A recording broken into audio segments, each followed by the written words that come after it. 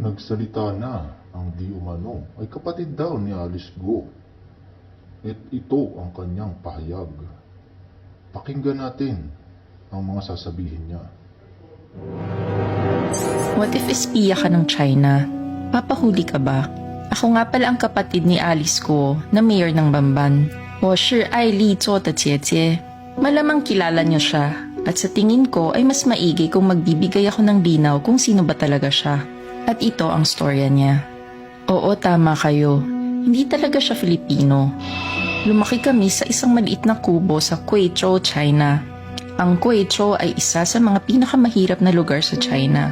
Kadalasan, ang triad ang nagpapatakbo ng bayan namin.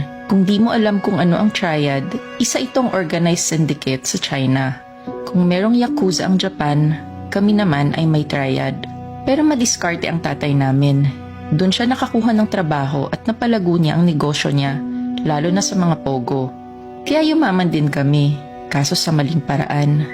Kung di pa kayo nakafollow sa amin, follow ka na para updated ka sa mga bagong stories tulad nito.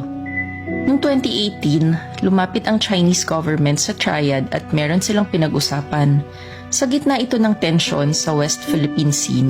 Sabi ng gobyerno, what if magtanim tayo ng sleeper cell agent o espiya sa Pilipinas, pero hindi dapat malaman na ang Chinese government ang nagpadala nito in case mahuli. Dito na papasok ang triad. Aakuin nila ang sala just in case worst comes to worst at magkabukingan. Kapalit daw nito ay magpapagawa ng isang malaking pogo hub sa bayan na hahawakan ng sleeper agent o spy. Bahala na ang triad kung ano ang gusto nilang gawin sa pogo hub. Isa pang kondisyon ay dapat sila din ang mag-finance ng operasyon. Ang training ng spy ay sagot ng gobyerno ng China dahil wala rin namang kakayahan mag-train ang mga triad members. MSS ang mamamahala dito. Ang MSS ay ang Chinese counterpart ng CIA sa US. Ewan ko naman sa tatay namin at kami ang vinolunteer. At dito nagsimula ang training namin ni Ate Alice. Sinama ako sa training as a backup just in case may mangyari kay ate. 2 years din kami nag-training. Ang hirap maging espiya. Pero ang pinaka-challenge namin ay ang mag-aral ng Tagalog. Pansin nyo din sa hearing, may punto si Ate Alice at basic Tagalog words lang ang gamit. Kasi nga Mandarin talaga ang native language namin. Hindi rin okay ang backstory namin ni Ate Alice. Wala masyadong eksplanasyon sa mga nawawalang taon namin bago dumating ng Pilipinas. Sabi nila, wag na daw pansinin masyado. Madali namang mauto ang mga Pilipino. Pera lang ang katapat. 2020 pinadala si Ate Alice sa Bamban. At dito na nila plinano na maging mayor si ate sa Bamban. Isang maliit lang na munisipyo para di halata ng Philippine government. Nakapag-register din siya as a voter at nakapasa din sa COMELEC checking as a mayor candidate. Akalain mo yun, pera lang talagang katapat. And the rest of the story ay alam niyo na. Nanalo si ate bilang mayor. Nakapagpagawa siya ng malaking pogo site. At pati ang mga pogo workers ay ginawan din nila ng peking passport at birth certificate.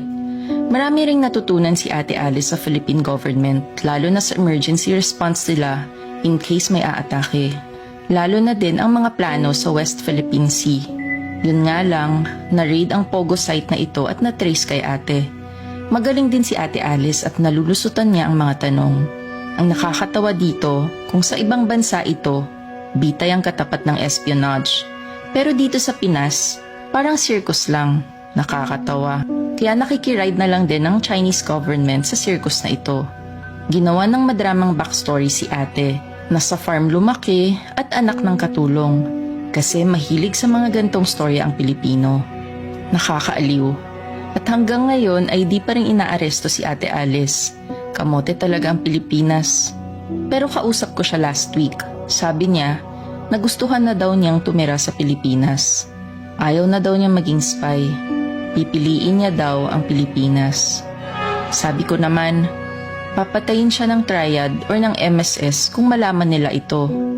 Di ko na rin alam kung ano nangyari, kung sinabi niya ba o hindi. Di ko rin alam kung isang propaganda ang sinabi niya sa akin at ito din ang next niyang sasabihin sa media. Ang alam ko lang, ilang araw ko na siyang di nakakausap. Baka napatay na siya ng MSS or triad dahil pinili niya ang Pilipinas.